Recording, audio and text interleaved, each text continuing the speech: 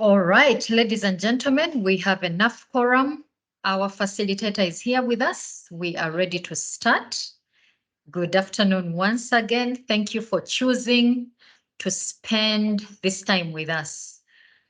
Now, Minet is an insurance broking firm, and one of the products that we offer is employee assistance programs. And part of what we offer within the scope of the employee assistance programs is employee well-being. Now, it does not require too much talking about how much well-being can contribute to a person's productivity. So this afternoon, we have a very, very, very special person joining us who will be facilitating us, as you already know. But I'll speak briefly into what informs our employee assistance programs.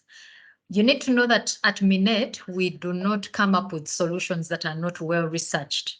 We did a study, or what you would call a research, into the market, just thinking through the wholesome, approach to ensuring employee well-being. So we tailored solutions that are well thought through in terms of employee well-being, employees' well-being. So thank you so much for choosing to join us this afternoon. This is our 6th webinar. It's one of the series of the many webinars that we are going to have as part of our give back in regards to employee assistance. So I'd like to implore us to join us every single month. Every single month we have a webinar where we bring you topical issues. We discuss topical issues. We discuss matters that are extremely relevant to you. And this afternoon is equally going to be a fruitful one. Our topic today is nutrition and mental health. I think when I think about this topic, it's one of those that is extremely relevant, that cuts across all age groups, that cuts across every status, it cuts across anybody's status. So it's important for you to tap anybody that you love that has not yet joined us this afternoon. Now, ladies and gentlemen, with me is a big team from Minet that is supporting in terms of this webinar. I'm going to invite one of my colleagues, Helen Mbabazi, who is our wellness coordinator. She'll speak into the bigger picture of what our wellness solution looks like before I come back and invite our facilitator for that day. Helen, if you're there, I'll ask you to take a minute or a few minutes just to speak into our employee assistance solution, and then we will get into the gist of today's webinar. Okay, thank you very much, Alan. I'm glad to be with you, Dr. Paul Kasenene, for this webinar. I'd like to, first of all, thank you so much, our client, our people, our family members for joining this webinar. We don't take it for granted that you give us your time every month to join our webinars. And I would like to thank you so much for all the feedback that you keep giving us to keep improving every other day. Please do keep it coming. And most importantly, is to really tell you that we have a very, very, very good program for employee assistance program. As you all know, wellness, employee wellness is quite a big thing in today's world. Everybody needs to be well, everybody needs to be balanced. And part of what we do is to bring you topical discussions. Dr. Kasenene is here to share something very, very important for us. We eat every day. We receive counseling sessions from people concerned about their weight, concerned about not thinking right, concerned about how do I improve my health. And we bring him to tell us there are things that we can use within our environment. Part of them is food. You eat food every day. How can you use food to help you improve your wellness? That's why Dr. Kasenene is here. Now, I would like to ask you to feel free to write down every question. I realize some of you have advanced questions even before Dr. Kasenene presents. We were happy about that. So Dr. Kasenene expects a lot of questions. People are so excited to receive you today. I can't explain how much. but they're excited to hear from you because they believe what you're bringing is life to them. And we thank you for the big work that you're doing out there in the world. People appreciate, people have been revived, people have been reformed, people have improved their health life, and that's why you have many more coming this morning. So we hope to hear more of that for everybody. I would like to open this session for today and enjoy everybody. All the best.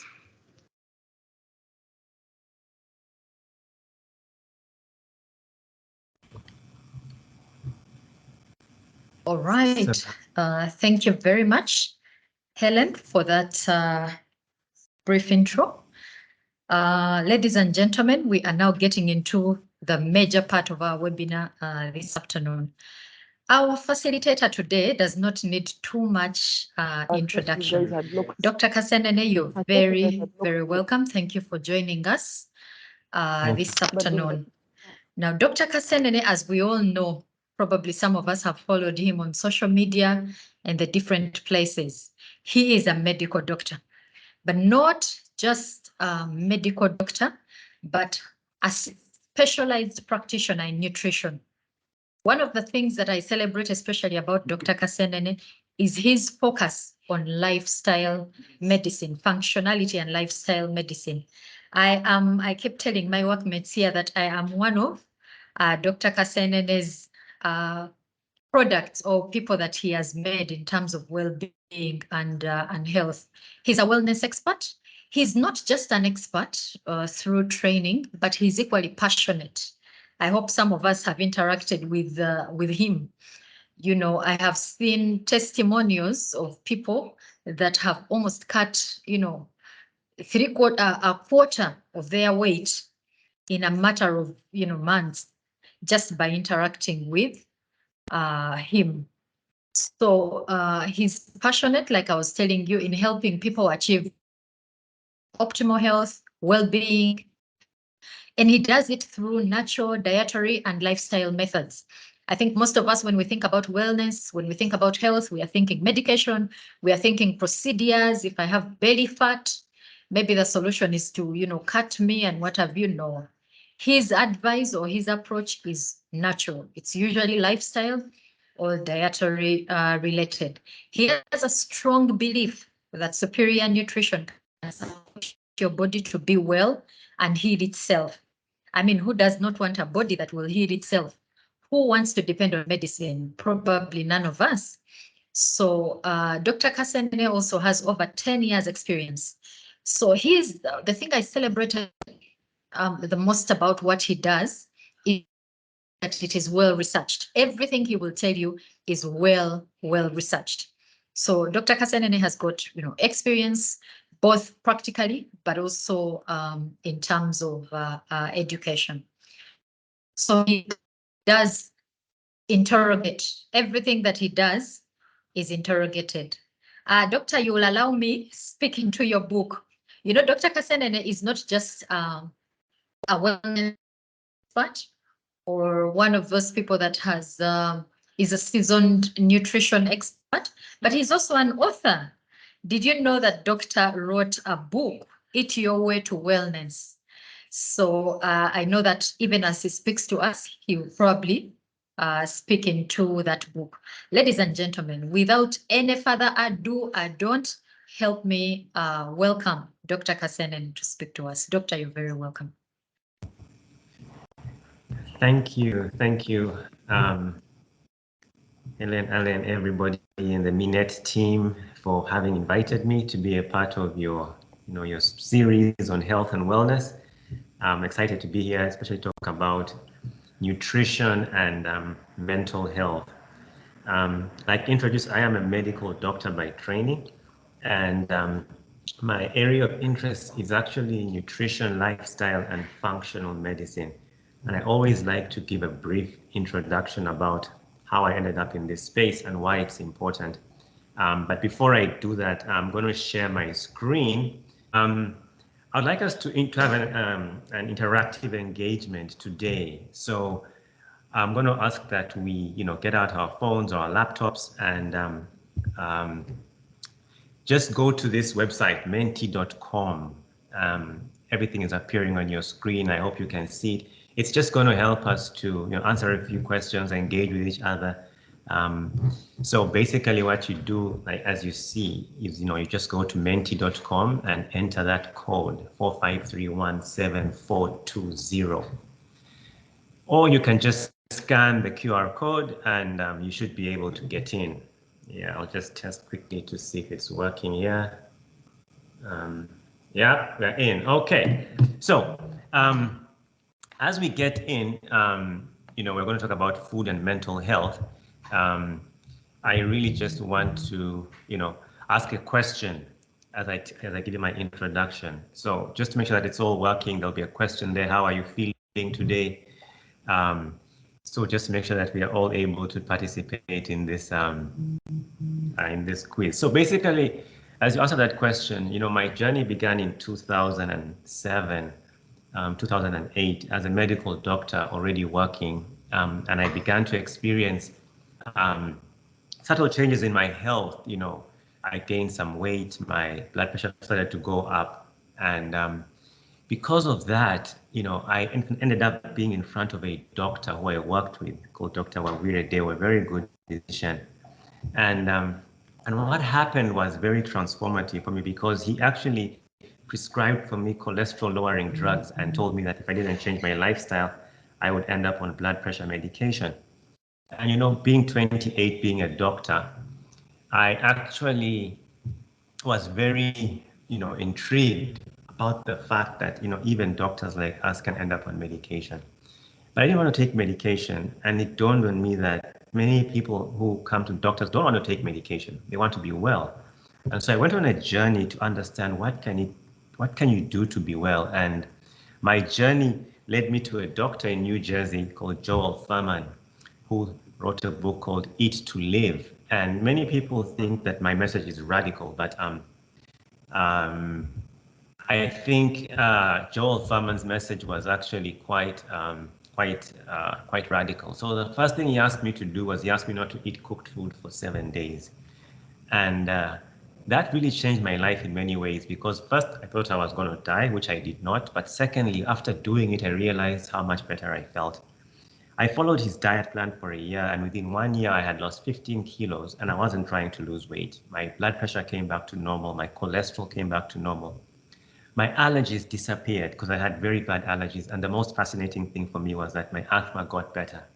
So I realized this is what patients want, and people come to doctors for help. And so we as doctors need to be championing this journey towards being healthy and not necessarily treating people when they're sick. So I'm going to talk about health, mental health, and nutrition. I hope you're all in.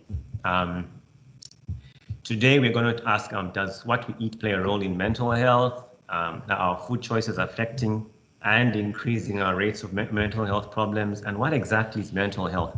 So I hope you guys are in. I have 20 people who have answered who have taken part in the first question of the day. I hope we could get more people in.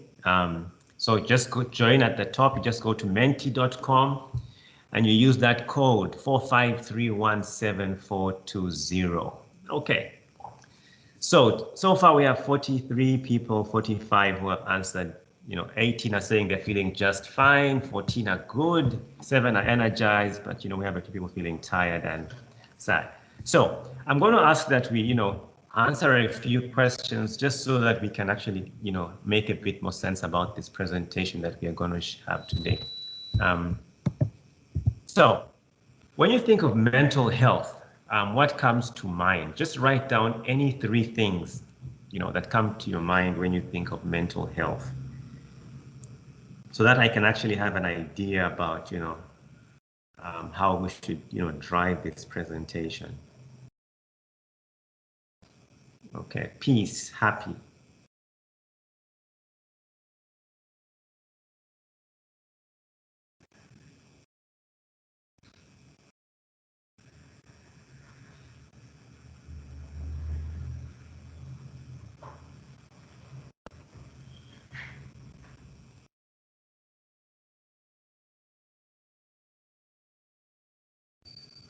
Okay, so in front of you, if you're on the webinar, you should be able to see the answers trickling in.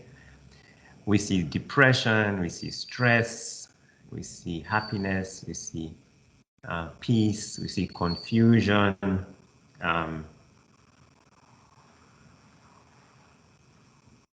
Okay, we have 34 people who have given us their answers.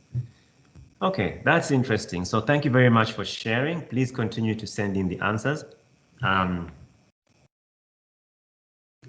So what is standing out strongly is depression, stress, peace, happiness, confusion, sanity. Okay.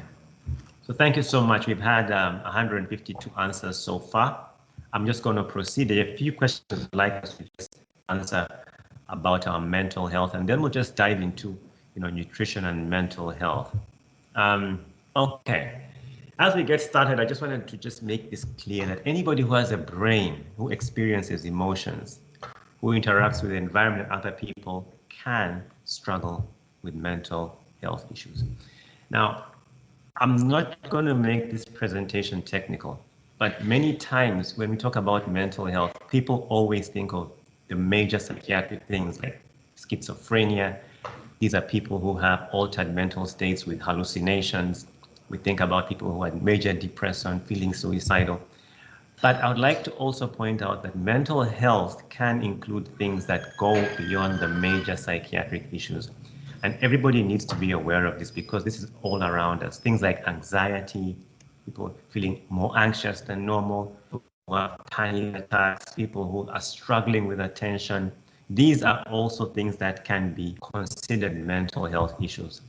But I would like to also point out that there are things we experience every day that can also be considered mental health issues, such as feeling low, feeling tired all the time, having problems with sleep, failing to fall asleep, or failing to stay asleep, feeling lonely, even in a highly connected social media world, being restless, and even feeling angry. So these are actually things, especially if you feel that they're beyond what you feel is normal, these can also actually qualify as mental health issues. So if you're on this call, I'd like us to broaden our thought around mental health to just something that is beyond, having major depression or having a bipolar disorder that is psychiatric, to simple things like, I'm feeling low today, I don't sleep well, I'm feeling tired all the time.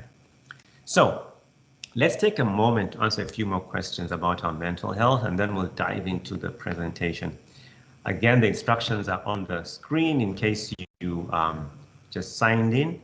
You can go to menti.com. You just go to menti.com and enter the 4531742, or you can just scan the barcode at the bottom left corner of your screen. So, rate your mental health on a scale of 1 to 10. Just for the people who are in this call, I just wanted to know how do you rate your mental health? 10 being excellent and 1 being poor.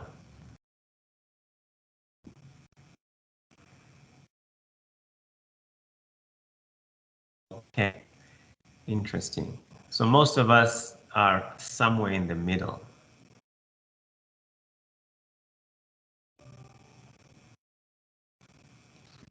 Okay, so today's discussion is really going to be about how can we enhance our mental health. And remember, I just say that if you have a brain, you can actually experience mental health challenges. And many of us are experiencing them in a very subtle way that may make us feel like we probably are not necessarily struggling with mental health. But it's important for us to understand the link between what we eat and our mental health. Okay, so we will share this presentation with you through Minet, and we will be able to see, but I'm glad to see the responses. About most people are about 8 out of 10. This is followed by 5 out of 10, then 7 out of 10. So most of us, our mental health is in the middle, although we do have 2 people who feel like their mental health is excellent, and 5 people who are sort of struggling with mental health. Another question, have you ever struggled silently with a mental health problem?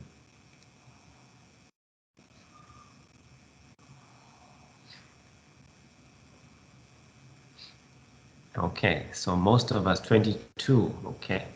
More than half have actually struggled with a mental health problem. So I'm glad that this is something that has come up because it actually shows that, mental health is actually something that is quite, predominant out of, 60 people, 2/3 of people have actually, struggled silently with a mental health problem. So I hope that by the end of this session, we'll actually learn about a few things we can actually do to, um, improve our mental health. And if for any reason you're not up to, your screen isn't just showing what you're seeing right now, you can just refresh your browser on your phone and it will take you to the current slide. Okay, so about 2/3 of the people have actually struggled silently with a mental health problem. You'll still be able to answer these hopefully, but I'd like us to proceed to the next question. Do you experience low mood?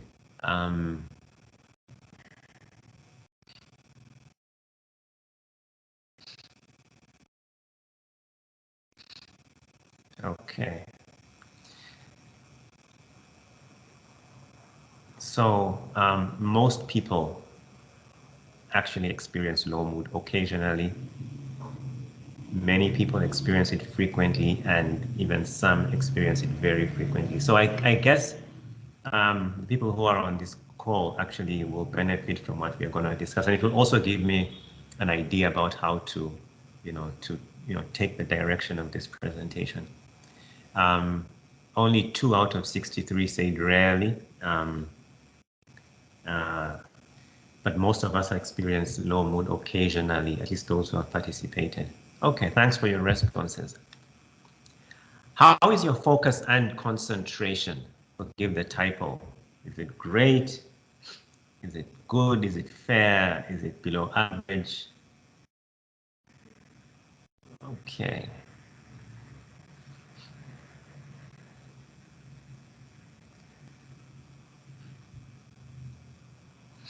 Like we said earlier, it's important to realize that focus and concentration is a marker of mental health.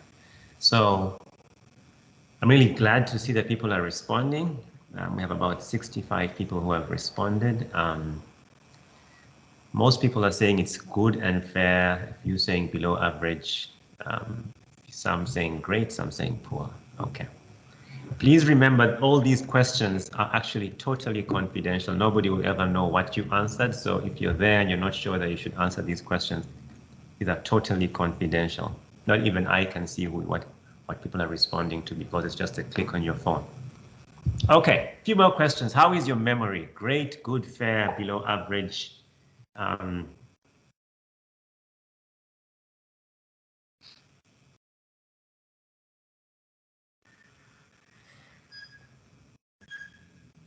Okay, so our memory is pretty good. Most of us are saying it's great and it's good. Okay, so that's an area where most of us are doing fairly well. Most are good, some are great, some are saying fair. And I hope you can all see these responses. Okay.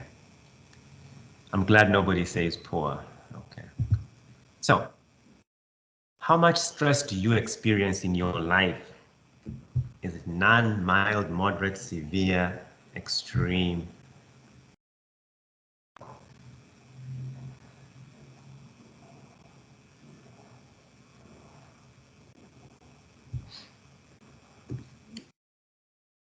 Okay, so most of us are experiencing moderate levels of stress, some severe, a few of us mild, and very few on the extremes of none or extremely stressful.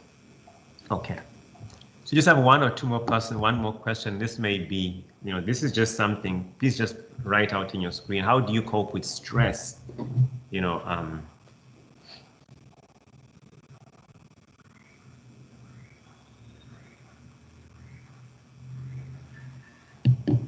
Okay. So we have sleep as one of the major coping methods. We have drink, alcohol, we have social media, we have, wow, prayer. That's great to hear. Walking, jogging. Okay.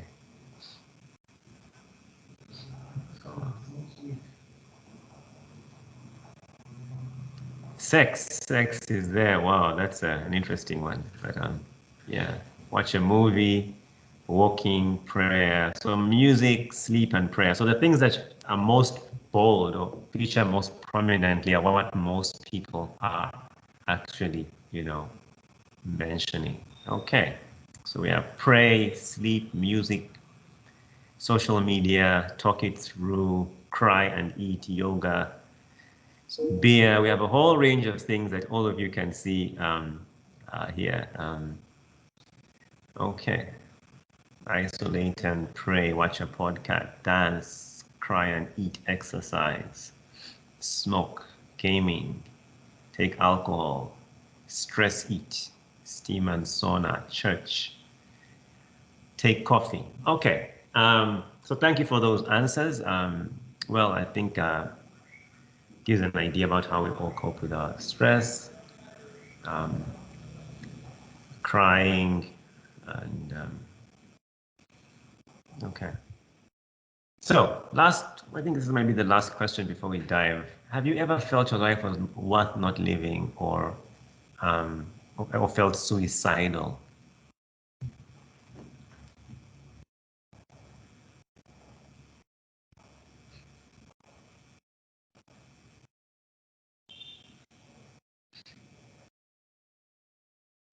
Okay.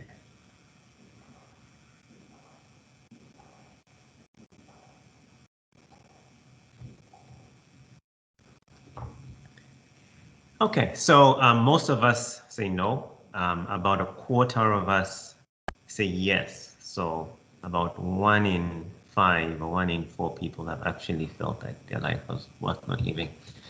I even felt suicidal.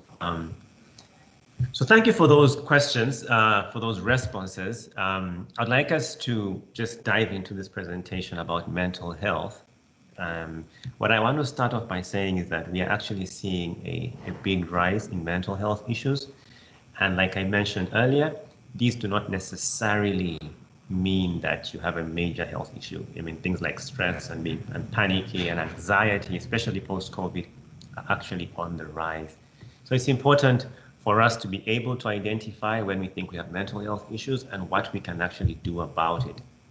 Now, I really like this slide. It's usually one of the things that I always show, especially when I make a presentation. I hope you can all see this image. Um, it's basically one that helps us to ask a fundamental question. What is it that is driving the rise in mental health issues? What causes mental health issues? Because our current model of care is really one which I like to call a disease care system rather than a healthcare system. And the reason I say this is because the reason we are seeing so much mental health issues is because none of us is trying to fundamentally address what is driving this. And this doesn't only apply to mental health issues, it applies to everything you see on the screen, whether it's cancer or depression, which is also a mental health issue, or diabetes. It's important for us to understand what is driving this. So I'm going to take a moment and just say that we need to look at the root cause of these conditions. And if you look at this graphic, I'd like us to take a moment and focus on the root causes. And I'd like us to just look at the things that are at the bottom there. And usually what we find is that the number one cause of most of our health issues is always going to be a poor diet. We also have things like stress being a driver for mental health. We have things like toxins, which usually will be alcohol and tobacco and drugs, lack of sleep, nutrient deficiencies, lack of exercise. It's very important for us to understand that this is really what drives, chronic disease. Now, the symptoms that we experience are really not our enemy. I like to say that they are our friend. They actually show you that there is something wrong. So instead of us trying to treat every ill with a pill, try and understand what is driving our mental health and other health issues. So I want to quickly say this before I dive into what the main gist of the presentation, that knowing your genetic and family history risk is important. If there are some mental health challenges in your family, that does not mean you will get mental health issues, but it does mean that you should pay more attention to your brain and your mental health so that you actually don't get there.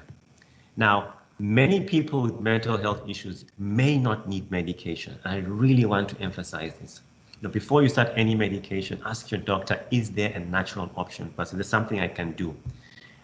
In the short term, medication may be useful, especially for the most serious psychiatric issues. And I don't want anyone to stop their medications just because you're on this presentation. But in the long term, it's optimizing your diet, your nutrient profile. That will work better. And for the mild conditions, many of us may not need actually medication at all. So I know we're going to talk about nutrition, but I wanted to talk about a functional medicine approach to mental health. And I want to tell you why I say this. Food is very important for our mental health, without any doubt. But it's important for us to understand that functional medicine is an approach which looks at your whole body and understands how every system in your body interacts to determine your health. Now, I want to just help you understand that in order for us to understand mental health, I'd like to give the analogy of a computer, okay? Our brain is the hardware, okay? That's where everything is processed. Your mind or your emotions are the program or the software, and your environment and your inputs are really, like, I would say, the inputs.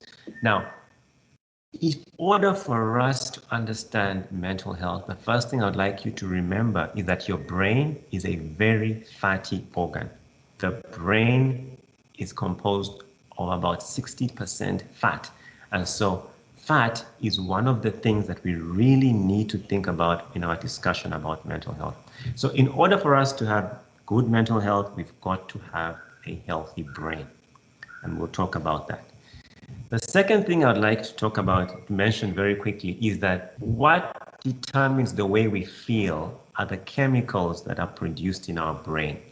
So let me just give you a simple example. So if I see somebody that, if I see something funny, my brain is going to experience an emotion by the release of chemicals that you see on your screen. We have serotonin, the feel-good chemical. We have dopamine, the pleasure chemical. We have adrenaline, the stress chemical. So it's important for us to realize that you cannot have an emotion of pleasure if your body does not produce serotonin. Now, many people who are on antidepressants, for example, they are on medications that try to break or to stop the breakdown of serotonin. They're called SSRIs, things like fluoxetine. Now, I would like us to understand that all these chemicals that you see are actually made by the ingredients from the food that we eat. So it's very important that you keep that in mind. I also want to talk about your gut and your mental health. Why? Because our gut is our emotional brain. I really want to emphasize this. Your gut is your emotional brain. Why am I saying this? Because most of the people I see in my practice who actually have mental health issues also have digestive health issues, because the bacteria in your gut play a very important role in producing those chemicals and emotions that I showed you. And 95% of serotonin, the feel-good hormone, is actually made in your gut.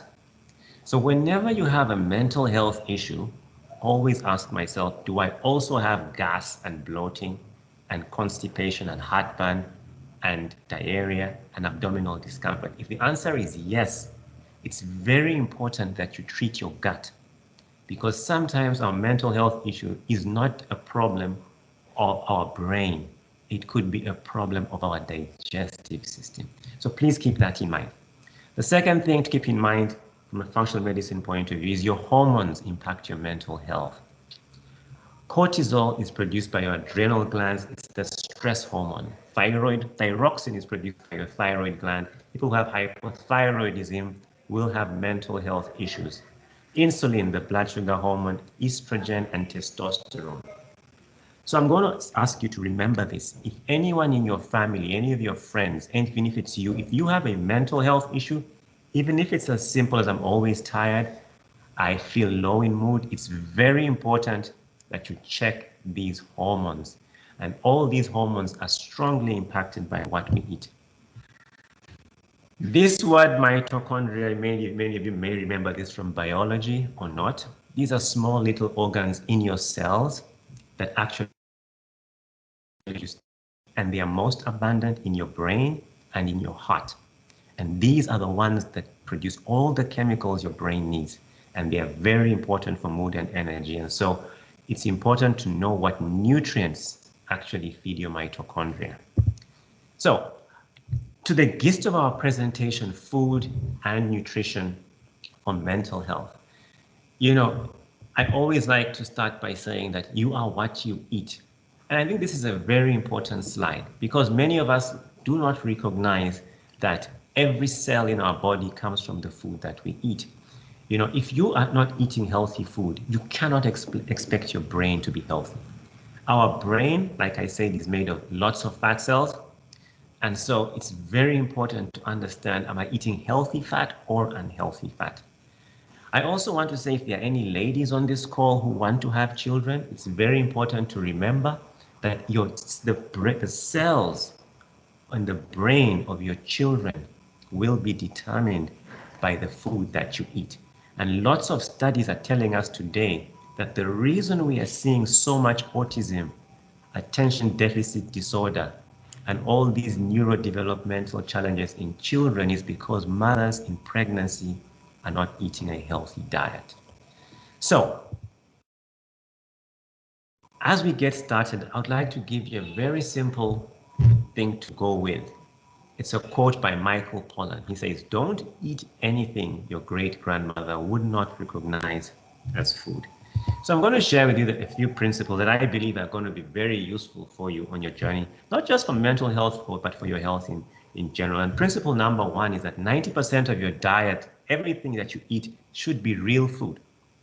Now, real food is just simply whole, natural, organic, unprocessed, and unrefined. And I really want to share with you 5 foods that are extremely harmful to your mental health, but to your health in general. And these are foods you should not be eating more than 10% of the time. So the very first of these is table sugar. Now, I know this is a very controversial thing. I mean, almost every patient I ask to stop eating sugar tells me, "Doctor, what can I have an alternative?" But I really want you to understand that sugar is the most dangerous thing known to mankind. It's actually the most inflammatory, addictive, and harmful product we know. I don't know if you know that sugar is the leading cause of obesity, heart disease, diabetes, but also is the big factor in memory loss, dementia, and low mood. Many of us take sugar every day, but it is actually something that I would strongly encourage you not to take. You know, when it comes to mental health, studies have shown that taking 2 teaspoons of sugar every day can increase your mental health issues by 70%. And so I really would like us to start thinking about whether we want to be taking sugar or not. And many of us are taking things like soda and not realizing that a soda has actually, 8 to 9 teaspoons of sugar. The second thing we really want to avoid are refined grains. Now, this is one of the most controversial things because when you talk about chapati, people always tend to go crazy. But I really want to help you understand that grains are actually very healthy food. But a grain, like if you see in the image here, it has a fiber, the bran. It has endosperm with energy, and it has the germ with nutrients. These are very healthy foods, whole grains like maize. But when you make posho or get refined wheat, you actually remove all the fiber. And what you're left with is actually just carbohydrate that will be converted into sugar in your blood. Now, I believe that the perfect food for mental health issues is actually refined grains. The perfect food for diabetes is actually refined grains.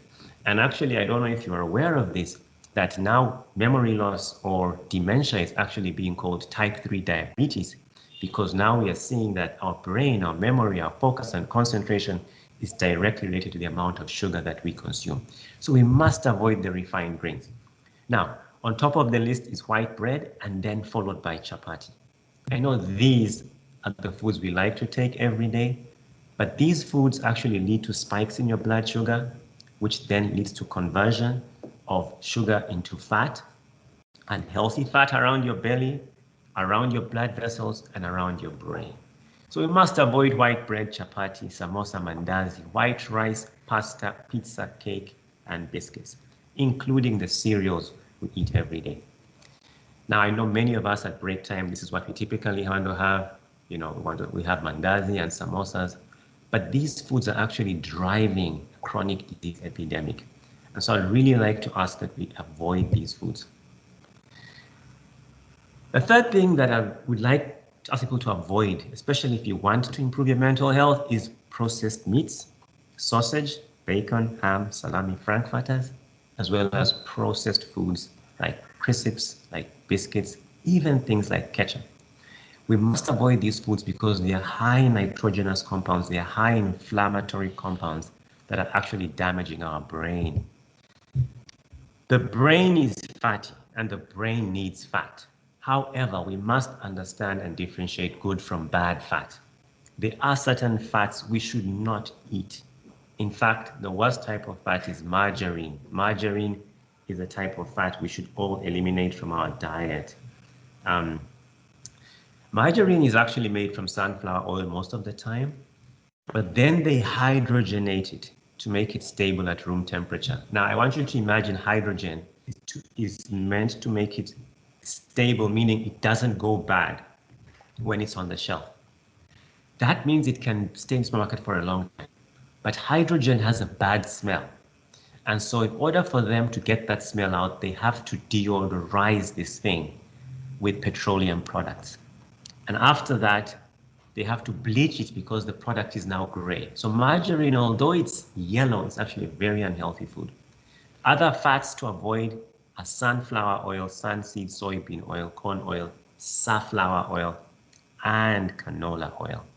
So I really want to ask you, if you want to have great brain health, please avoid these foods.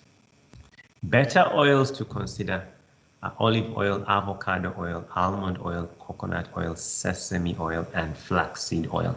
In fact, the more you use these, the healthier your brain will be. Alcohol. Alcohol is actually a very interesting substance because many of us think that there is an amount of alcohol that is considered healthy. Actually, the literature says that the best amount of alcohol is none at all. So it's best to avoid alcohol completely. However, there is an amount that is considered safe. And this is no more than 2 drinks in a day and no more than 6 in a week, but not 6 on the weekend. So 2 drinks per day, and that's a maximum of 6 per week. Now, 1 drink is 350 mils of beer, 150 mils of wine, and 50 mils of spirits. Now, if there is a family history of alcoholism or mental health issues, alcohol can actually make it worse. So it's very important for us to rethink the amount of alcohol we consume. And especially if you're a lady, please do not drink alcohol during pregnancy because that will impact the mental health of your children. Alcohol goes hand in hand with, recreational drugs and even, tobacco. So what are the good foods for mental health? So I want to just take some time to share with you what are the things you really want to be eating for mental health. And the most important food group, in my opinion, are cruciferous vegetables: broccoli, cabbage, cauliflower, sukuma wiki, kale. Why? Because these foods actually contain anti-inflammatory compounds and actually contain the nutrients that your brain needs to be healthy. I want to encourage each and every one of us to drink a vegetable smoothie, at least 1 smoothie each day that contains 1 or 2 or more of these ingredients. Research has shown that the amount of broccoli and cruciferous vegetables people take will be very, very important, not only for your mental health, but for your health in general. Now, it's very important to remember that magnesium is the second most important nutrient for your brain health. And magnesium is very important for energy production, for blood pressure control, and for managing stress. So people who are very stressed, who have stressful lifestyles, usually suddenly become low in magnesium. And the consequence is your mood will be affected, your thinking will be affected, and you could actually even get depression. But low magnesium will also cause high blood pressure. So These foods you see on the screen, an avocado is extremely important for your brain health, especially if you can eat it 2 to 3 times a week at minimum. And when you do eat it, even a whole avocado. Please remember that fat from food will not affect your fat in your body, but it will improve your mental health. Bananas are very good for mental health, and pumpkin seeds, dark chocolate, cocoa is rich in polyphenols. And so rather than having a cup of coffee, you may want to have a cup of cocoa, organic cocoa, spinach. We talked about broccoli, and then nuts like almonds and cashews and beans. So these are the foods you really want to be having if you want to improve your mental health. Omega-3 rich foods. You probably have all heard about omega-3 fatty acids. Now, I really want to say that this food group is extremely important. Chia and flax seeds, avocados again, fish, tilapia salmon, olive oil, coconut oil, soybeans, and eggs. Other very important foods for your brain: turmeric, berries, green leafy vegetables, green tea, rosemary, beetroot, and coconut oil.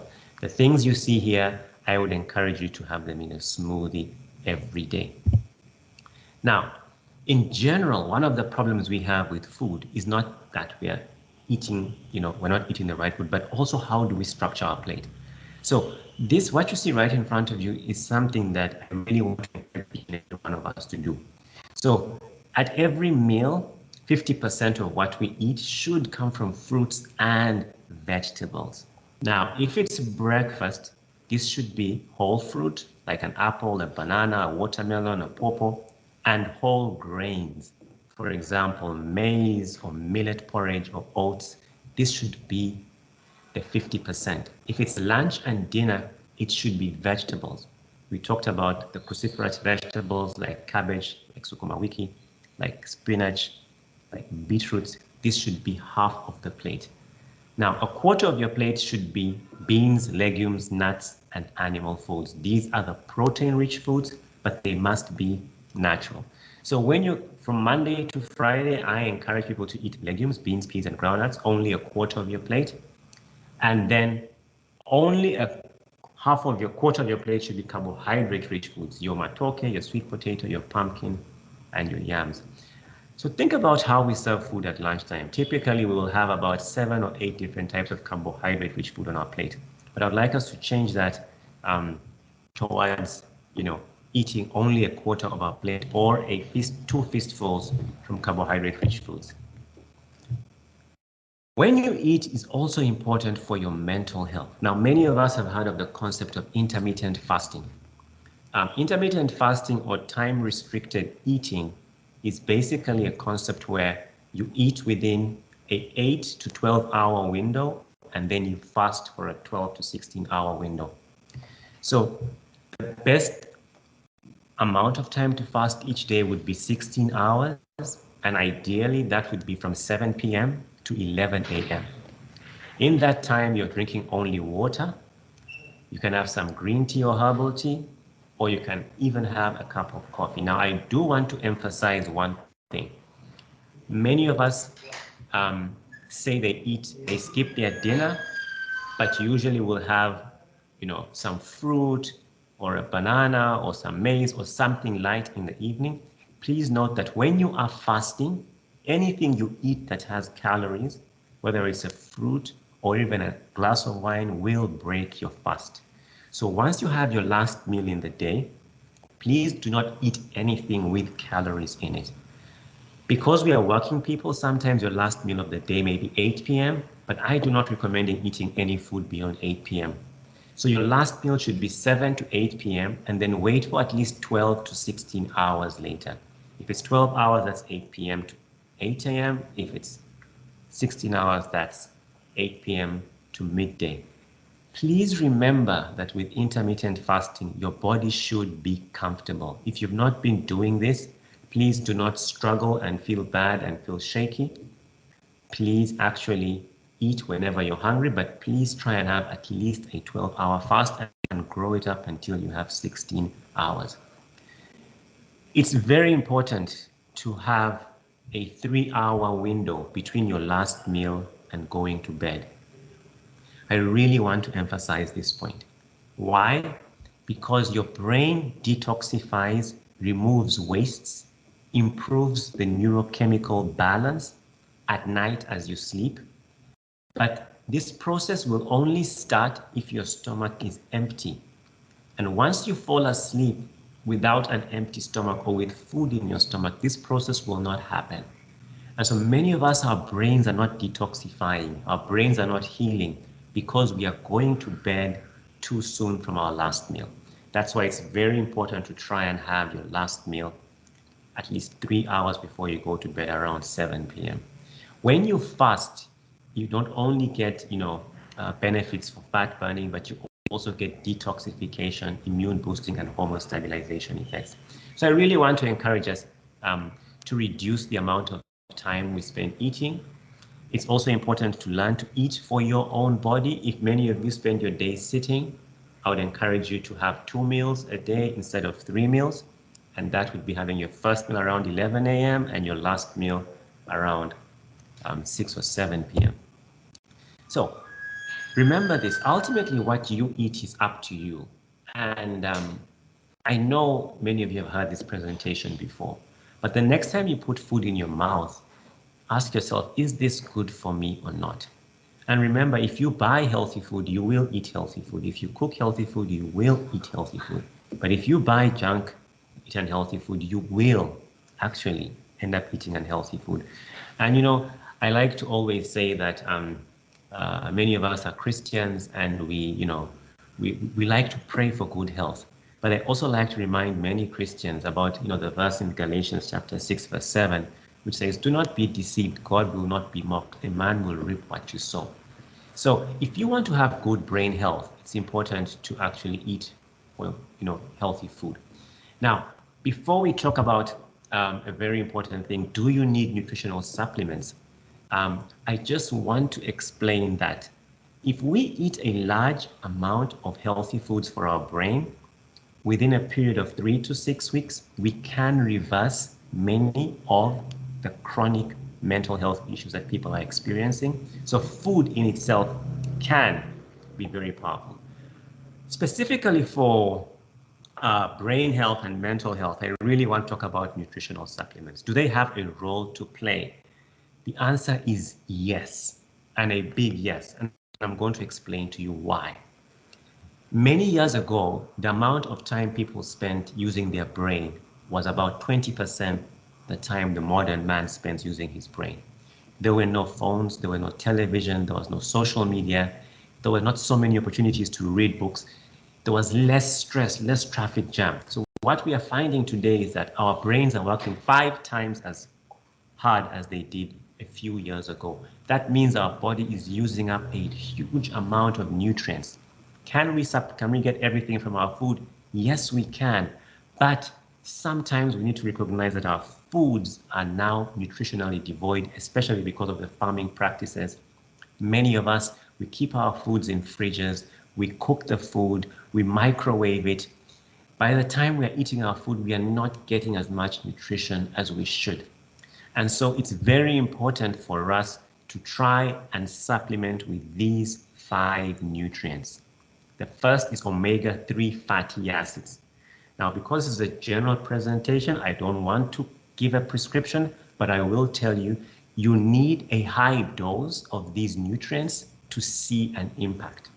Many times, if you're just taking a normal multivitamin, you probably will not see the benefit of these nutrients on your brain because you actually need 5 times the normal dose because your body is using 5 times as much. So for omega-3 fatty acids, I would recommend everyone to take one of these as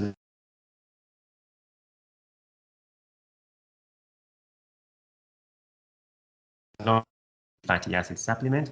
The minimum dose should be 1 gram or 1,000 milligrams. But if you feel like you want to improve your mental health, taking up to 3 grams a day is actually very important. Vitamin D is the sunshine vitamin. It comes from our exposure to the sun.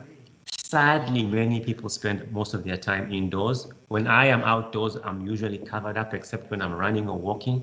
So many of us are not getting enough vitamin D. Vitamin D is very essential for the way your brain processes nutrients. It's very important for your blood pressure, for your heart health, and your bone health.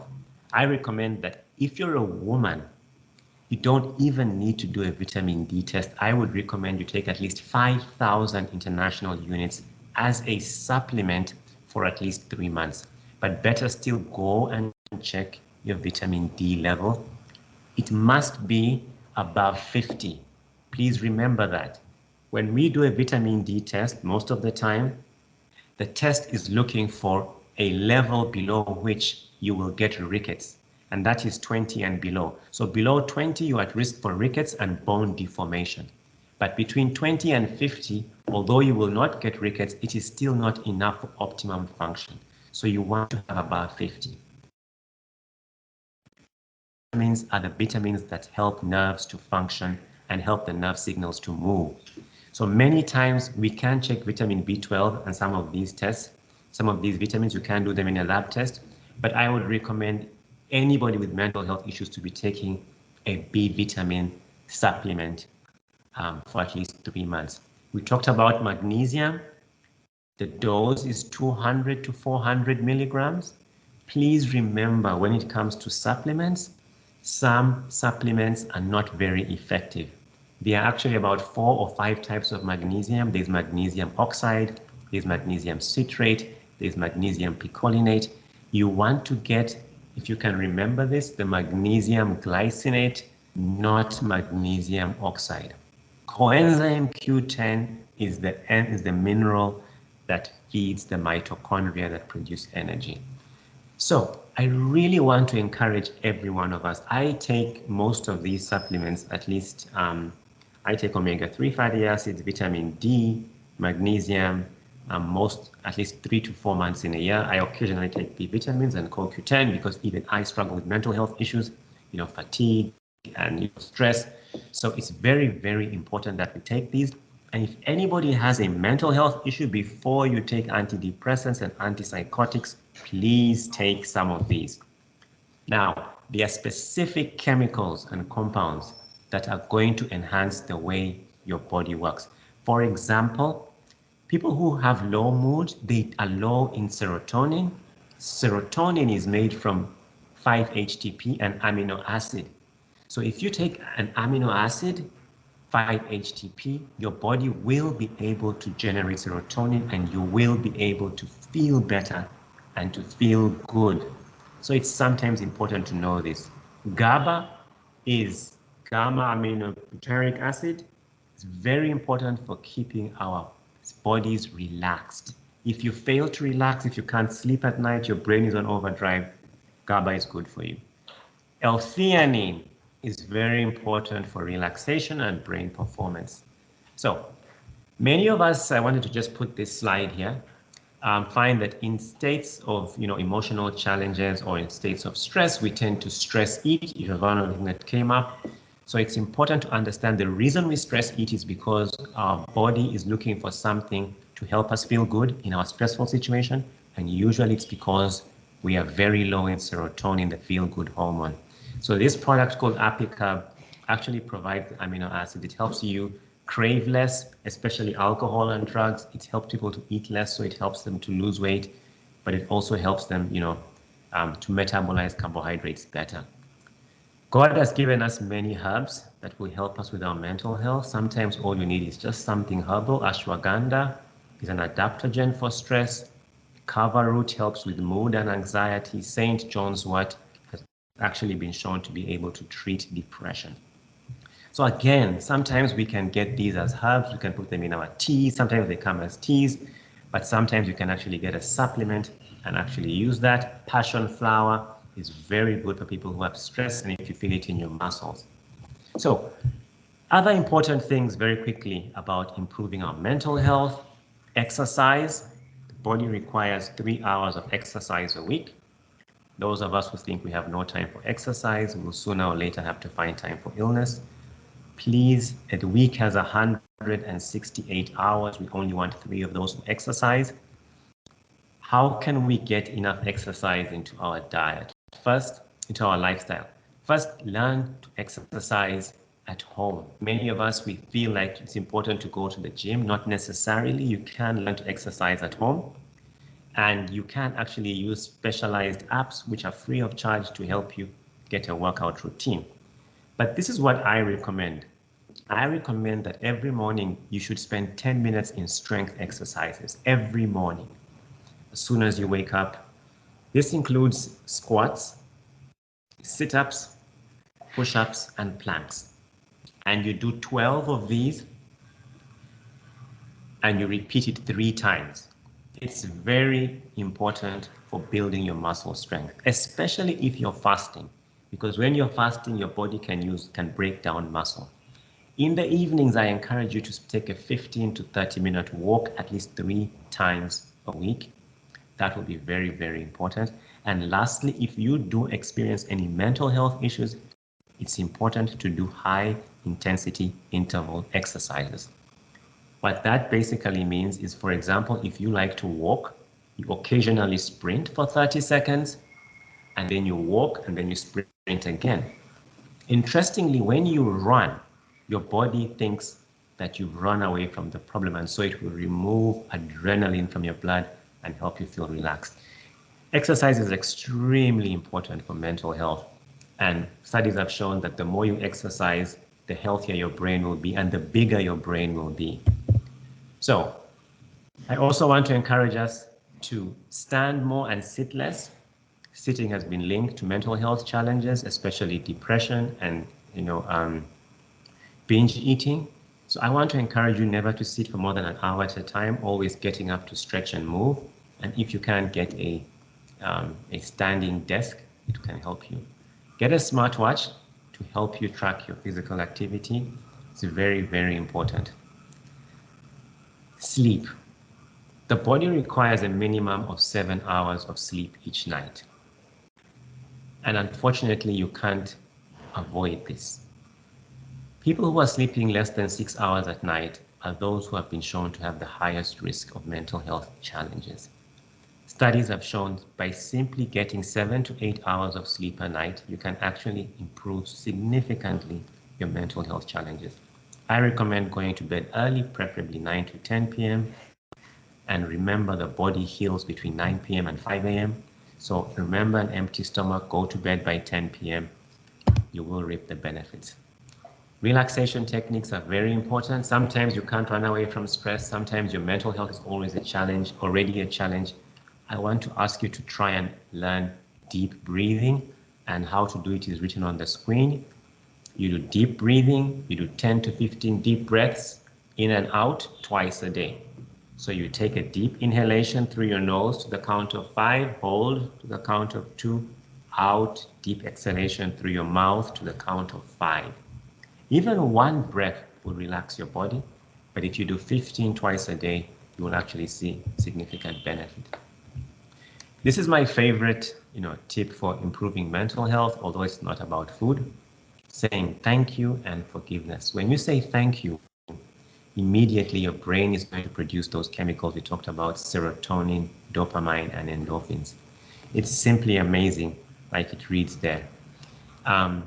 Unfortunately, one thank you will give you a very small dose, but if you spend 3 to 5 minutes, feeling grateful, you will enhance your mental health and improve your immunity and blood pressure in ways you cannot imagine. Forgiveness is the sister of gratitude. And I always find in my practice and also in functional medicine that the person we need to forgive most is ourselves, because what is making us struggle is our own resentment, anger, and feelings of disappointment with ourselves. I really want to encourage us every day to spend, to say I forgive myself, about 10 times in the morning and in the evening. But if you also need to forgive somebody else, it's very important that we do that. So I'm going to close here and say, remember, your health is an investment. It's not an expense, although it will, if you don't invest in it, it will become an expense. I I know I'm going to open up for some questions. I know there may be a couple of them on the chat, but I do want to conclude this presentation by saying that many of us do experience mental health challenges, and these can be very subtle, but I do want to emphasize again that the reason why most people have mental health challenges is because they lack the brain nutrients for their brain to work well. And by feeding your brain the right nutrients and supplementing where you need to, 80 to 90% of all mental health challenges can be reversed and you can return to normal health. We all know what we're supposed to eat. The big question is, when food is in front of you, what will I pick? I know many of us do not think of the long-term consequences of our choices, but sadly, a time will come when we have to make, to pay for those choices. Michael Pollan likes to say that there is no cheap food. Chapati may be cheap, a cake may be cheap, but you will pay with it. You will pay for it, either with diabetes or with your health. So let's actually take the opportunity to think about proactively what we eat and what we don't eat. Let's remember that our mental health most of the time is a big factor of whether we eat well, our stress levels, whether we get enough exercise, and whether we sleep well. And I do believe that many of us can improve our mental health significantly. I did recognize that many people on this call have actually said that they have struggled with mental health issues. And so I'm going to ask Minet, through your brokership or through your program, to actually find a way that we can reach out to people who actually have mental health issues and struggle silently, to have a way they can reach out for help. So thank you very much for listening. I wish you a nice afternoon. I will be able to take questions. Thank you so much, Dr. Kasenene. I think that was a topic that was well sliced in simple language. Many takeaways, many things to take away. Anybody that has a brain can actually suffer from mental health. Whoa, you are what you eat. If you have never thought about what you eat, this is such a big time wake-up call. Thank you so much, Doctor, for such a good presentation and for being practical about the things we'll do. Now, ladies and gentlemen, I know that we have stretched it a bit in terms of time, but we have some critical questions that I'll read quickly for Doctor. Doctor will take 5 at a time, and then we'll see how much time will allow us to take. The first question is, what are some of the healthy snacks that we can pack for our children? Number 2, Doctor, is now that you have eliminated my entire diet, what can I eat? You have removed chapati, margarine, bread, soda, chips, everything that I eat for breakfast. So what do you have for us to eat? Number 3, Doctor, are you saying that alcohol is better than soda? Please clarify. Number 4, Doctor, is where does lemon fall? Where does lemon fall? Then the 5th one is microwave heat safe for our food? Doctor, those are the 5 that I'd like us to take, and then we see if we can take another set when you're done. Over to you.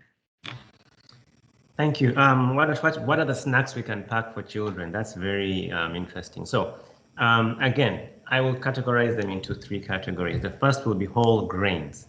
Now, whole grains can be whole maize, which of course means more preparation. It can be whole grain bread. So you go to Brood or any coffee shop and you buy the whole grain bread, not the refined white bread. And you can use peanut butter, you can put an egg in there. If it's, can have avocado, you can create any kind of healthy sandwich. But of course, you want to avoid the margarine and the jams.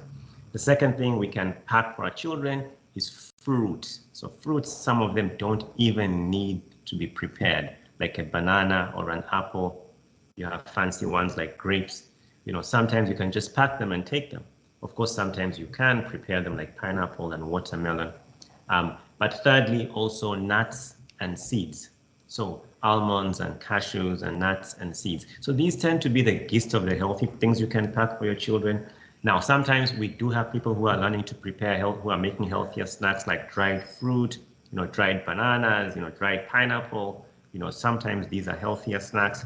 But I know sometimes people are asking, well, what about boarding school and things like that? So it's not always easy to get a direct alternative to the snacks for your children.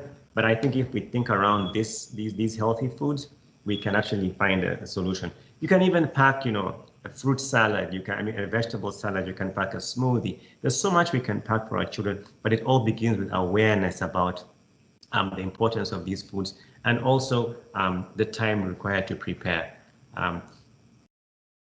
Eliminated everything. So I do realize I need to talk about what people can eat, and I'll just try and do that very quickly. I know patients always ask me that, doctor, what shall I eat?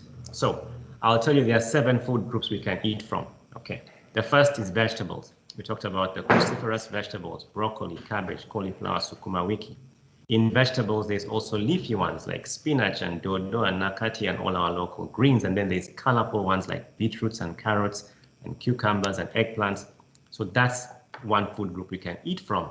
We can eat fruits, and there's a whole range of fruits: mangoes, bananas, pineapples, guavas, watermelon, lots of fruit. Now, we can also eat legumes. So our source can be legumes, beans, peas, and groundnuts should be your source. But you can occasionally also have chicken, preferably local chicken. You can have fish. You can have eggs. You can have bone broth or molokoni. And, once in a while, you can have your red meat if it's healthy red meat. So that's where you can get your sources. Now, what about the food? So there's 2 categories of what we call food. We have the starches. You can choose from pumpkin, sweet potatoes, matoke, yams, cassava, or you can choose from the grains, which is millet, and all the grain family. Of course, nuts and seeds are very important to add to your diet. So, like I said, breakfast should be fruit and grains. All your other meals should be half the plate vegetables, a quarter the plate healthy carbohydrates, and the quarter the plate healthy legumes. Alcohol, is it better than soda? So that's a very interesting question. So I can't say yes or no, but what I can say is that a soda typically has 90 spoons of sugar, and so it's very bad for your health in terms of your glycemic effect, in terms of storage of belly fat, and so has many, many more calories than alcohol. Alcohol has less calories than soda, but alcohol does have, alcohol in it, which is something that is bad for your liver. And so I would say that it really comes down to how much of each of these drinks are you taking. So if somebody's having 1 soda a month, it's better than somebody who is having 10 beers, in a week. So I wouldn't say one is better than the other. I would say both of them need to be avoided or restricted. But for the soda, I would definitely say if you can totally avoid it and just throw it out. But for an alcohol, there are safe limits, especially if you're going to have red wine, which is the one I tend to recommend because it's made from grapes and has resveratrol, an antioxidant that's very good for your heart. Where does lemon fall? Lemon is a fruit, it's very good because it's high in vitamin C, it's high in polyphenols, it's high in antioxidants. It can be used to add to your water to give it the, an alkaline nature. It can be added to your salads. It can be eaten whole. But lemon can be very acidic as well before it enters your blood, and so it needs to be taken with caution, especially if people have heartburn or digestive health issues. Microwave heat is not good for your food. It actually changes and denatures most of the protein and the fat. There's a lot of debate about whether microwaves are good or bad, but I say that, if there's an alternative, just avoid the microwave. I think it's something that can be bad for your health, and studies have even shown that ladies who stand close to the microwave tend to have irritable bladders and can sometimes fail to hold their urine well. So I'm not a big fan of the microwave. All right, thank you, Doctor. Ladies and gentlemen, you will allow me, we'll take one more set and then we'll close it for today. What I'll do is we'll collect all the questions, send them over to Doctor, and then we can prepare a response to your emails that you used to log into the webinar. Doctor, what do you think about muscle relaxation drugs? That's number 1. Question number 2, Doctor, what would you say about siestas? You spoke about sleep and the hours recommended. What do you think about siestas? Doctor, the other one is, do mental health issues cause gut issues, or gut issues cause mental health issues? That's question number 3, Doctor. You spoke about supplements. How long can one take supplements? Can supplements actually become addictive? That's question number 4, Doctor. And then the last one, let me just look for the last one.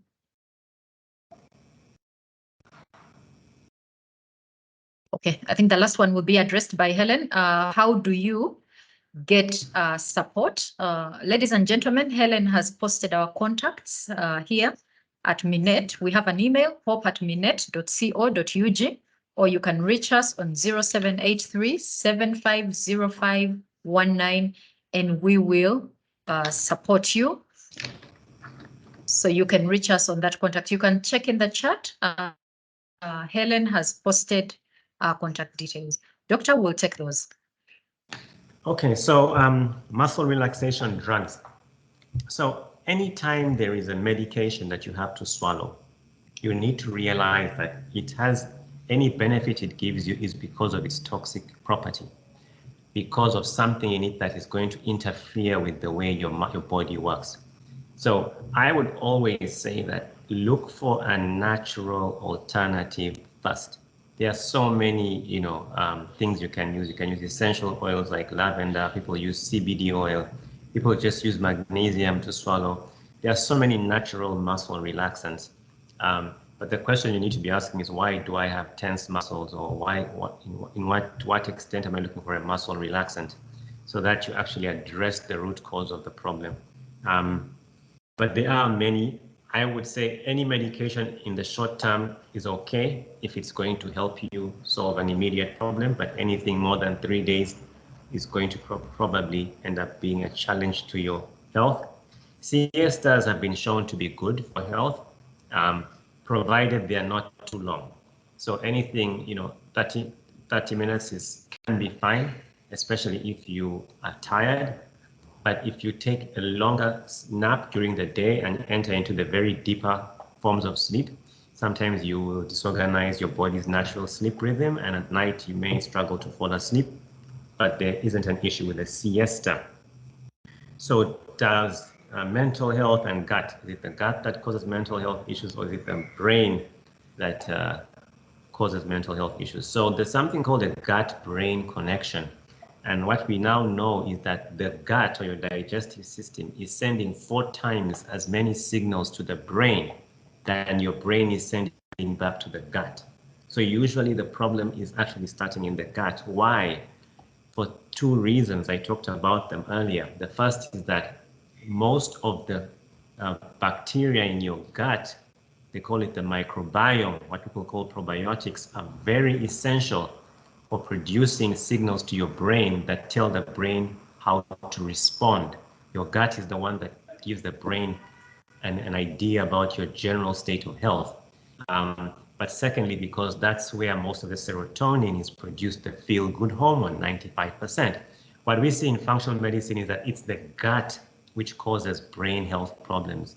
You get gut problems, you get inflammation, you get a leaky gut, and then you start getting fatigue, headaches, poor sleep, low mood, brain fog, low sex drive, hormonal imbalances. So what we find is the gut tends to be the driver of brain health problems. And just because you have a problem in the brain or in your muscle doesn't mean that's where you should treat. In functional medicine, we don't treat where the problem is. We treat the dysfunction that is leading to where the symptom is. So yes, the brain can cause gut health issues, but most of the time, it's the gut that is causing brain health issues. It's an imbalance in your hormones that is causing brain health issues. And so you need to address your gut by changing your diet, by treating the inflammation, restoring the healthy probiotics, and then you will usually see a big improvement. So again, if anybody has any brain health issues, please check your gut health, please check your hormones, please check those mitochondria. If you check out those and fix them, usually you'll be so surprised how a problem that has been with you for years quickly disappears. And treat those mitochondria and things with the right nutrients at a high dose. That leads me to the next question: supplements, how long should you take them, and can they be addictive? Let me clarify about supplements. Most of the time, a nutritional supplement is just nutrients in a concentrated form. So it's typically food, but that has been extracted and concentrated to give you a high dose of a nutrient that you need. So they are very rarely addictive. I've never come across a supplement that is addictive. The only reason why people may feel like they're addictive is that when you're taking a supplement, because it's correcting any insufficiency, you feel so much better.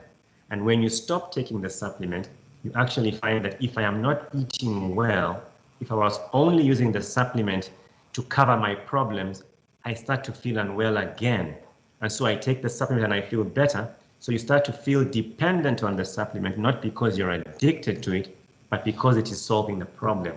So supplements are meant to bridge a gap for a short time.